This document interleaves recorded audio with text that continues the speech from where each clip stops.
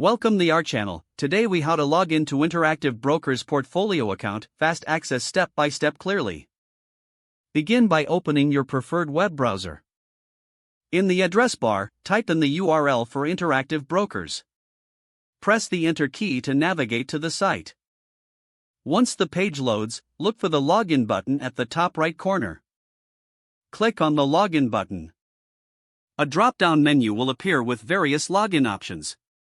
Select Portfolio from the list. You will be directed to the Portfolio account login page.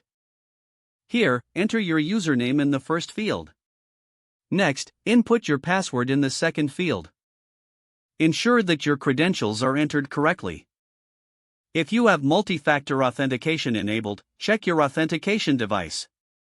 Follow the prompts to complete the authentication process. Once completed, click on the Login button. You will be taken to your Interactive Brokers portfolio dashboard.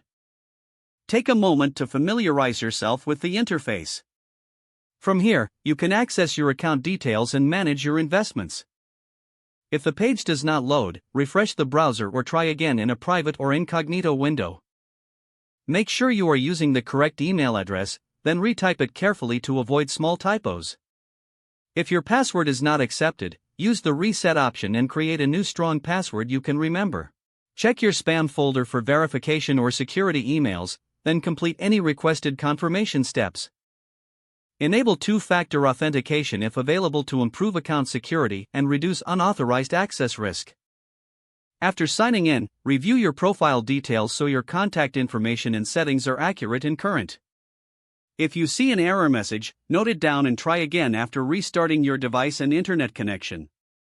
Log out when you finish, especially on shared devices, to keep your account and payment information secure. If the page does not load, refresh the browser or try again in a private or incognito window. Make sure you are using the correct email address, then retype it carefully to avoid small typos.